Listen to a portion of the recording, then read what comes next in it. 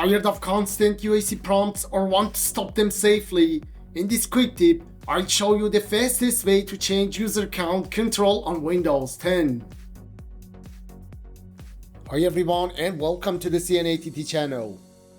To change UAC settings, open the Start menu, type UAC, then select Change User Account Control Settings. You'll see the slider with 4 levels. Setting the slider to its highest position provides the maximum level of security, while moving it to the lowest position disables the feature. If you want prompts for everything, move it to Always Notify at the top.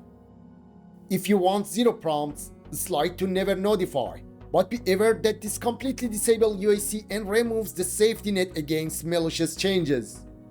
By default, Windows uses the second level from the top. Notify me only when apps try to make changes, which balances security and convenience. Drag the slider to the level you want. I prefer lowering it one level to Do Not Dim My Desktop, which maintains the same security level while eliminating the dimming effect. Click OK, and if a confirmation appears, choose Yes to apply the change.